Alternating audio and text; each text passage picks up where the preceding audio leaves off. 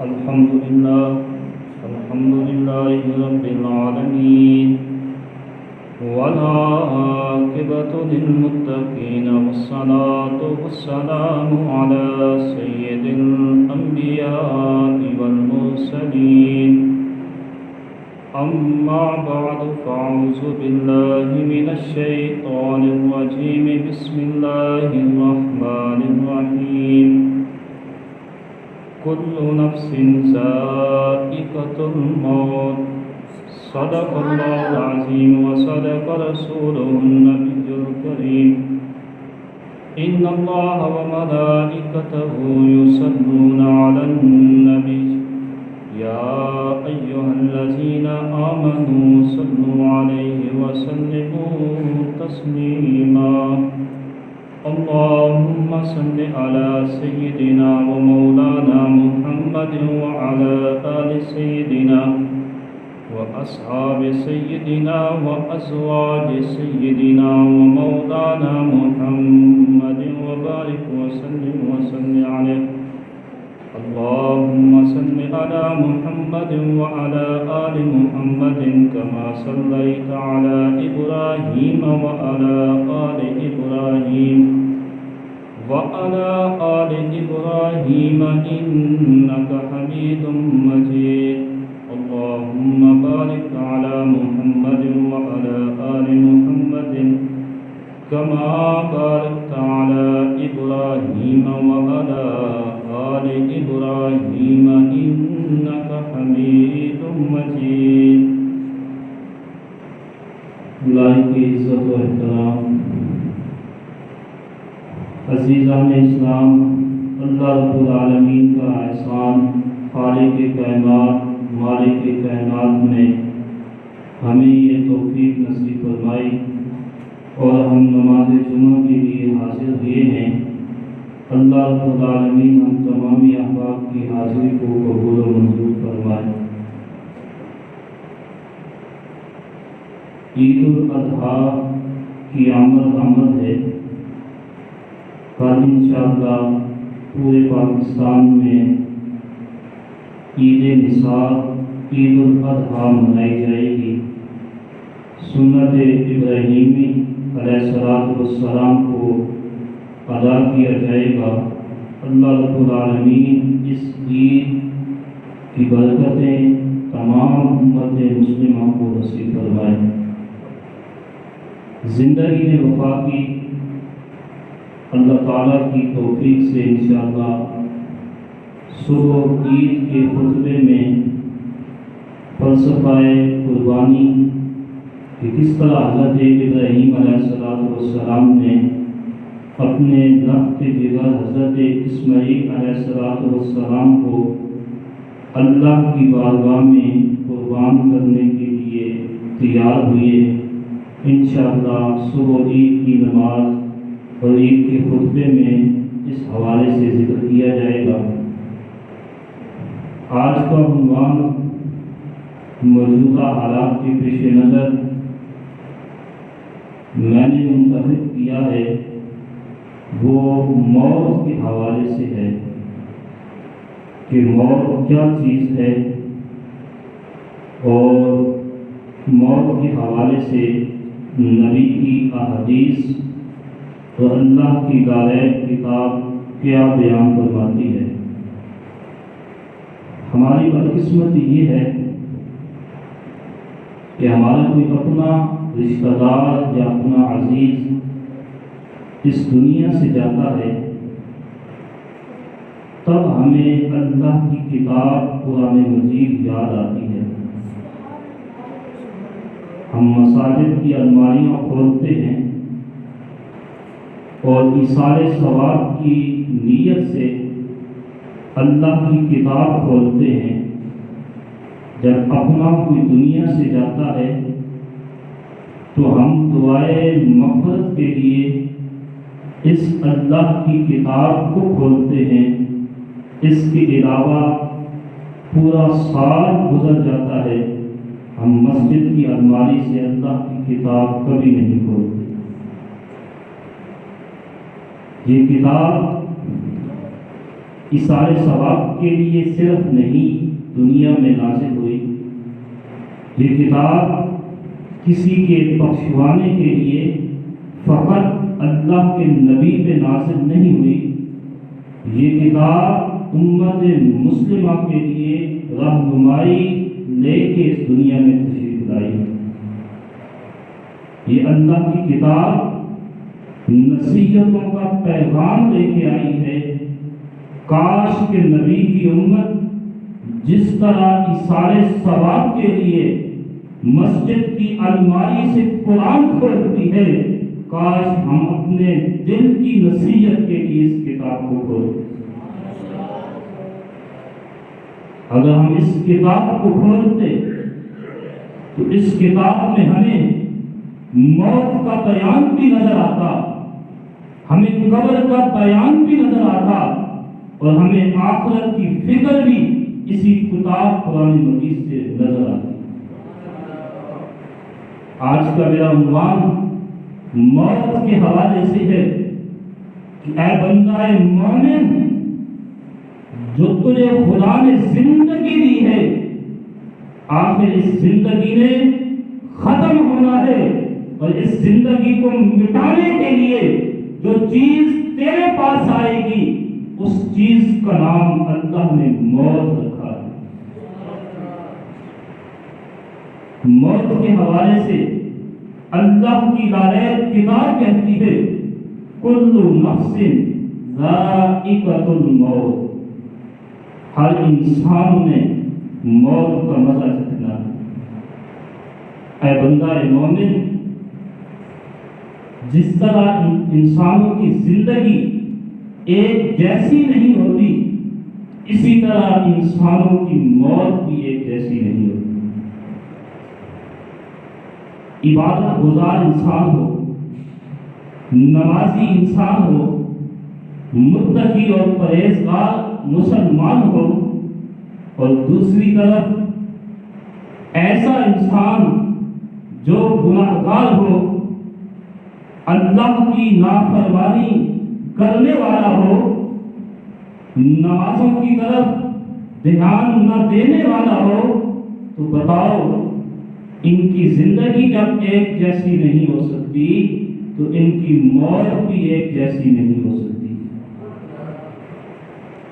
مومن کی موت علیحدہ ہے، اس کا معاملہ ایک طرف، اور گناہگار انسان کی موت ایک طرف ہے۔ بے شک قرآن نے یہ کہا ہے کل نفس ذائقۃ الموت، کہ ہر انسان نے موت کا مزہ چکھنا ہے، لیکن موت کے مزے میں فرق ہے۔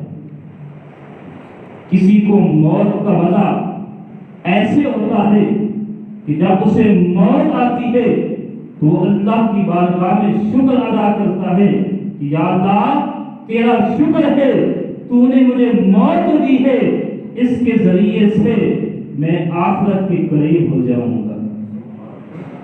اور دوسرا وہ انسان جس نے ساری زندگی گناہوں میں گزاری ہے، غیبت اور جھوٹ کے علاوہ اس نے کوئی دوسرا کام نہیں کیا ہے، اب ایسے انسان کو جب موت آتی ہے اس کا جسم کانپنے لگتا ہے، وہ چیختا ہے، چلاتا ہے، اور اللہ کی بارگاہ میں کہتا ہے اے رب العالمین اب مجھے موقع دے دے، اس کے بعد تیری بارگاہ سے کبھی دور نہیں جاؤں گا۔ لیکن اللہ کی طرف سے پیغام آتا ہے، موت کا فرشتہ یہ کہتا ہے کہ یہ موت وہ چیز ہے نہ ایک لمحے آگے ہوگی نہ ایک لمحے پیچھے ہوگی۔ لا یستأخرون ساعۃ ولا یستقدمون، یہ قرآن کہہ رہا ہے کہ جب موت آتی ہے نہ ایک لمحے آگے ہوتا ہے نہ ایک لمحے پیچھے ہوتا ہے۔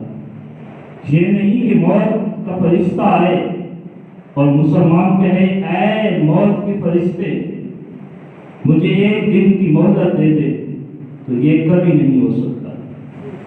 یا یہ بھی نہیں ہو سکتا ہے کہ موت کا فرشتہ آئے اور کہے کہ اے اللہ کے بندے آج نہیں کل تیری موت آئے گی، تو اس وجہ سے قرآن نے یہ فلسفہ دیا ہے کہ موت کا وقت ایک ہے، نہ ایک لمحے آگے ہوگا نہ ایک لمحے پیچھے ہوگا۔ اس لیے امام الانبیاء کے غلاموں، اللہ کی کتاب فقط دعا اور مغفرت کے لیے نہیں ہے، یہ کتاب نصیحتوں کے لیے ہے۔ جس طرح ہمارے گھروں کے حالات ہیں، میں آج دعوے کے ساتھ کہہ سکتا ہوں کہ کم و بیش ایسے گھر موجود ہیں کہ جن کے گھروں میں قرآن تو موجود ہے لیکن سارا سال اسے کبھی کھولا نہیں گیا، آج بھی اس کے اوپر مٹی موجود ہوگی۔ ارے نادان، یہ قرآن کی آیتیں میرے اور آپ کے نبی پہ نازل ہوئی اس لیے کہ نبی کی امت اس قرآن اللہ کی کتاب سے نصیحت حاصل کرے گی، لیکن نبی کی امت کی حالت یہ ہے کہ جب کوئی اپنا دنیا سے گیا تو ہمیں قرآن یاد آیا، اس کے علاوہ نہ ہم نے نصیحت کے لیے کبھی کھولا نہ اپنی عاقبت کے لیے اس قرآن کو کھولا۔ میرے پیارے آقا صلی اللہ علیہ وآلہ وسلم نے فرمایا، میں نے کہا کہ جس طرح زندگی ایک جیسی نہیں ہوتی اسی طرح موت بھی ایک جیسی نہیں ہوتی۔ کریم آقا صلی اللہ علیہ وآلہ وسلم نے فرمایا کہ جب مومن کی موت آتی ہے تو اللہ رب العالمین کے ملائکہ مومن کے پاس آتے ہیں اور اسے جنتی پھل دکھاتے ہیں۔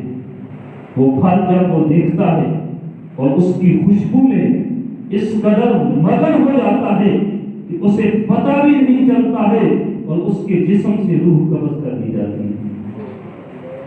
یہ مومن کی موت کا ذکر ہے۔ اور مومن اور مسلمان میں فرق، مسلمان وہ ہوتا ہے جو اللہ اس کے رسول پہ ایمان لائے، اور مومن وہ ہوتا ہے جو اللہ اس کے رسول کے احکامات پہ عمل کرے۔ اللہ کے نبی نے مومن کی موت کے بارے میں کہا، اس کی موت آتی ہے اسے پتہ نہیں چلتا ہے، اس کے جسم سے روح نکل جاتی ہے اور مکمل جنتی انتظام کے ساتھ اس کی روح کو قبض کیا جاتا ہے۔ یہ مومن کی موت ہے۔ لیکن بد نصیب وہ انسان جو مسلمان تو ہوا ہے لیکن نہ نبی کی شریعت پہ عمل کیا نہ قرآن کے فیصلوں پہ عمل کیا۔ جب ایسے بدبخت انسان کی موت آتی ہے تو ملائکہ ایک خوفناک شکل میں اس کے سامنے آتے ہیں اور کہتے ہیں، اے خبیث جان تیار ہو جا، ہم نے تیرے جسم سے تیری خبیث روح کو نکالنا ہے۔ امام الانبیاء کے غلاموں، یہ معاملے اتنے آسان ہے، یہ موت کے منظر اتنے آسان ہے کہ آج نبی کی امت اس میں بھلا بیٹھی ہے۔ کاش تم مومن ہوتے کہ تمہاری موت کا یہ انجام ہوتا کہ جیسے روح نکلتی تمہیں معلوم بھی نہ ہوگا کہ تیرے جسم سے روح نکلتی۔ اس لیے امام الانبیاء کے غلاموں، یہ میلاد و منبر، یہ قرآن کی آیتیں تمہیں پیغام دے رہی ہیں کہ کائنات کی ہر چیز بھلائی جا سکتی ہے لیکن موت کو کبھی نہیں بھلایا جا سکتا۔ یہ جگہ جی لگانے کی جا نہیں ہے، یہ عبرت کی جا ہے، تماشا نہیں ہے۔ لوگوں، یہ عبرت کی دنیا ہے۔ اگر تمہارے سامنے کسی کا جنازہ جا رہا ہے تمہارے لیے عبرت ہے۔ تمہارے کانوں نے یہ اعلان سنا کہ فلاں بن فلاں کا انتقال ہو گیا ہے تو یہ تمہارے لیے عبرت ہے۔ آج کسی کا جنازہ ہے، کل تمہارا بھی جنازہ ہوگا۔ آج کسی کا اعلان ہے، کل تمہارا اعلان ہوگا۔ کاش کہ ہم نے ان جنازوں سے اور ان اعلان فوجیوں سے نصیحت حاصل کی ہوتی۔ آج جس مسجد میں یہ کہا جاتا ہے کہ فلاں کا انتقال ہو گیا ہے، کل تمہارا بھی نمبر آنے والا ہے، اس لیے کہتے ہیں کہ یہ جگہ جی لگانے کی جا نہیں ہے، یہ عبرت کی جا ہے، تماشا نہیں۔ اس لیے امام الانبیاء کے غلاموں، اس موت کے فلسفے کو سمجھو، یہ دنیا فانی ہے، کئی تمہارے سامنے آئے تھے چلے گئے، اور کئی تمہارے سامنے موجود ہیں، کل انہوں نے بھی جانا ہے۔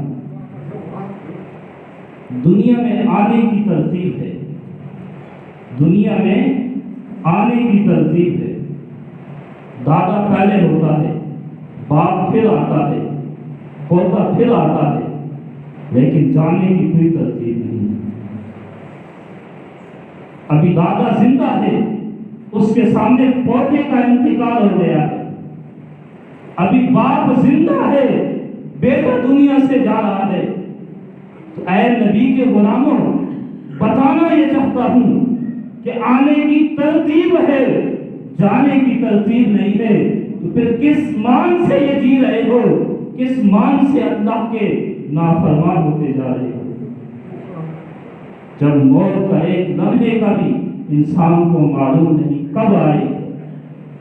اس لیے امام الانبیاء کے غلاموں، موت کے حوالے سے چند نشانیاں آپ کے سامنے پیش کرتا ہوں، شاید کہ میری بات آپ کے دل تک پہنچ جائے اور آپ اللہ کے قریب ہو جائیں۔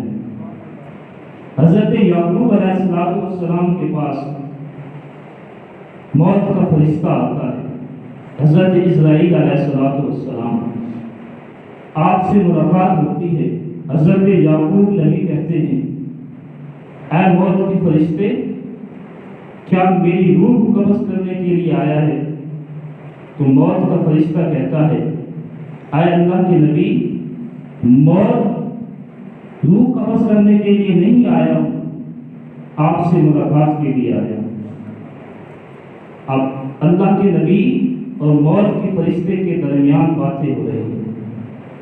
اللہ کے نبی کہتے ہیں، اے اسرائیل، اے موت کے فرشتے، جب میری موت کا وقت آئے گا تو میری موت سے پہلے مجھے تم نے اطلاع دینی، پیغام دینا ہے کہ اے اللہ کے نبی، تیری موت کا وقت قریب آ گیا ہے۔ تو حضرت اسرائیل علیہ السلام نے کہا، اے اللہ کے نبی، جو آپ کا حکم ہے، میں اللہ کا فرشتہ حاضر ہوں۔ کئی سالوں کے بعد ملک الموت، موت کا فرشتہ آتا ہے۔ حضرت یعقوب نبی کہتے ہیں، اے موت کے فرشتے، میں نے تجھے کہا تھا کہ موت سے پہلے مجھے اطلاع دینا، بغیر پیغام دیے تو میرے پاس آ گیا ہے۔ تو حضرت اسرائیل نے کہا، اے اللہ کے نبی، میں نے تو کئی بار تجھے پیغام دیا ہے کہ اے اللہ کے نبی، تیری موت قریب ہے۔ موت کا فرشتہ کہتا ہے کہ پہلا پیغام میں نے کیا دیا تھا کہ جب آپ کے بال سفید ہوئے، یہ میرا پہلا پیغام تھا کہ اے اللہ کے نبی، آپ کی موت قریب ہے۔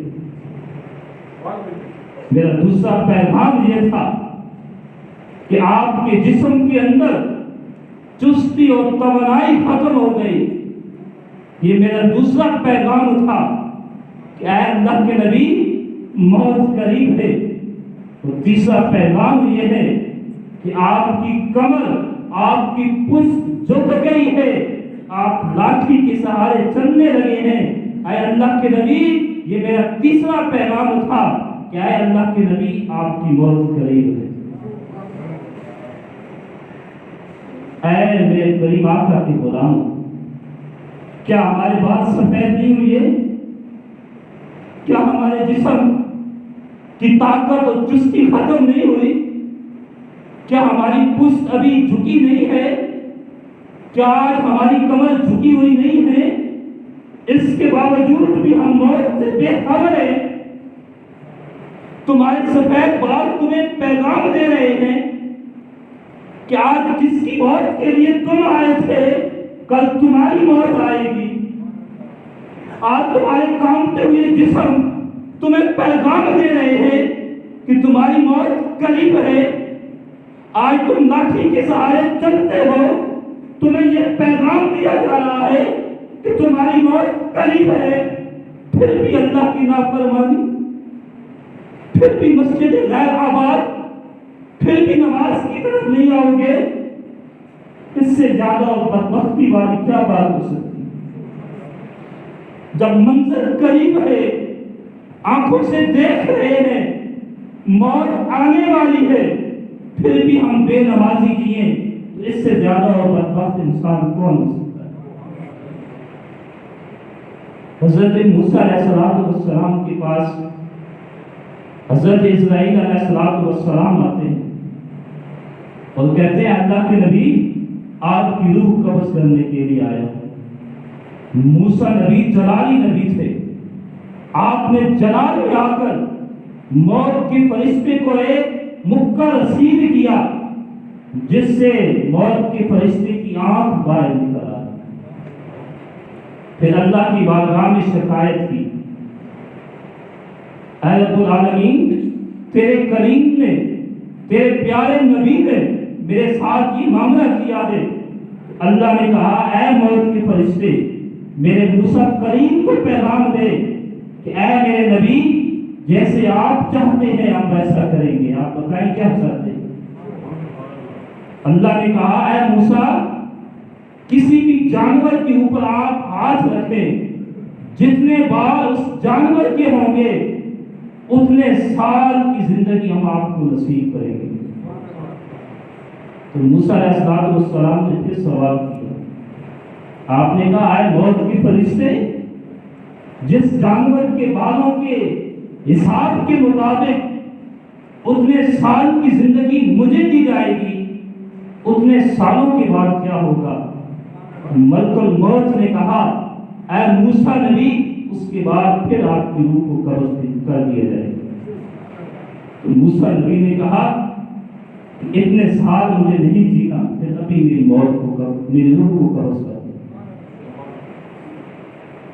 آج جوانیوں پہ مان کرنے والوں, آپ جائیدادوں پہ مان کرنے والوں, آج دولت کے ذریعے سے جینے والوں, یہ دولتیں, یہ اولاد, یہ وراثتیں, یہ زمینیں, یہ سب دنیا میں رہ جائے گی, کام آئے گی آخرت میں تو اللہ کی عبادت کام آئے گی.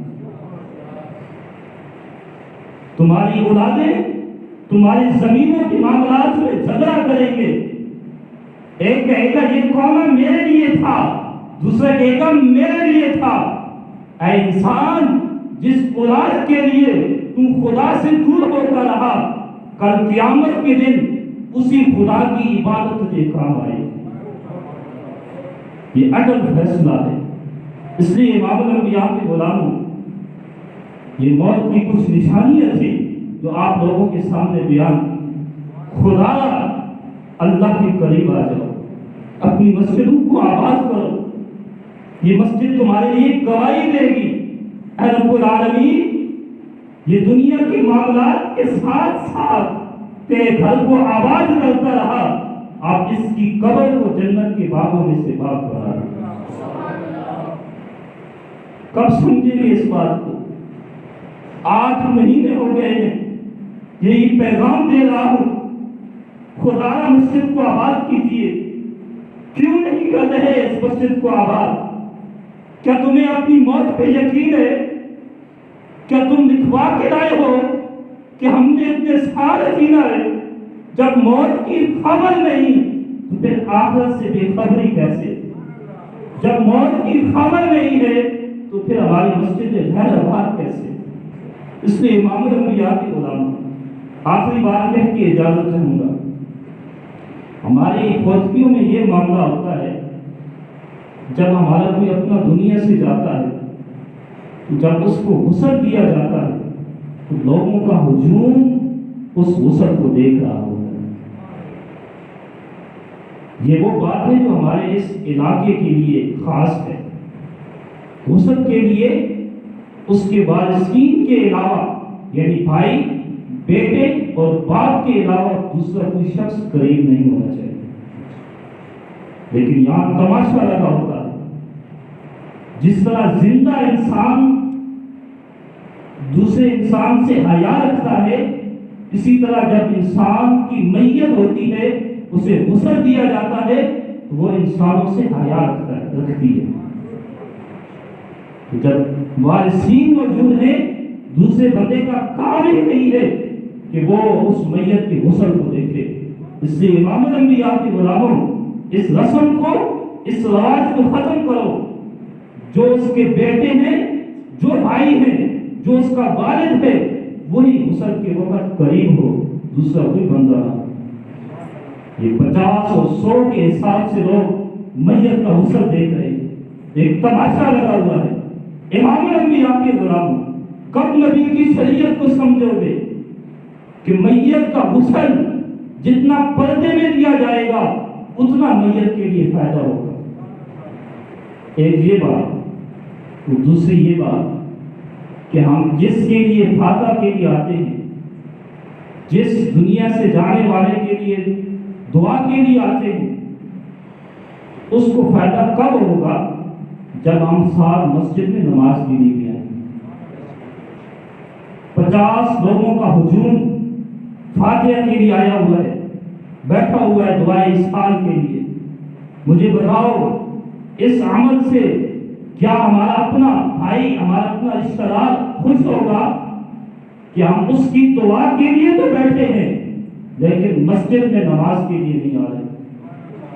رب کعبہ کی قسم اٹھا کے کہتا ہوں، اگر یہ ممکن ہوتا کہ ہمارا اپنا قبر سے لوٹ کے واپس آ سکتا تو ہمارے گریبان کو چھاپ کر ہمارے سینے پہ ہاتھ رکھ کے وہ کہتا، اے نادان تم تو میرے لیے دعائیں مانگتے رہے کہ اے اللہ ہمارے بھائی کی بخشش فرما، لیکن تم نماز کے لیے نہ گئے جس کی وجہ سے مجھے قبر میں تکلیف ہوتی رہی. جس بھائی کے لیے ہم دعا کرتے ہیں اس وقت ہم مسجد میں نماز کے لیے نہیں آئیں گے تو ہمارے اپنے بھائی کو قبر کے اندر تکلیف ہوگی. اب آخری بات کہنا چاہتا ہوں، یہ کیسے ممکن ہوگا؟ کہ جب یہ ممکن ایسے ہوگا کہ جب کسی کا بھائی دنیا سے جا رہا ہے تو وہ خود نماز کے لیے آئے. دوسرے لوگ ان کو دیکھیں گے، وارثین جب نماز کے لیے آئیں گے دوسرے لوگ دیکھ کر مسجد میں نماز کے لیے آئیں گے. پھر رب کعبہ کی قسم اٹھا کے کہتا ہوں کہ تمہارے دنیا سے جانے والے جو تمہارا بھائی ہے یا باپ ہے، اللہ رب العالمین اس کی قبر کو جنت کے باغوں میں سے باغ بنا دے. یہ موت کا فلسفہ ہے، یہ موت کے احکام ہیں جو آپ لوگوں کے سامنے بیان کیے ہیں. اللہ رب العالمین مجھے اور آپ کو اپنی موت کی تیاری کرنے کی توفیق نصیب فرمائے.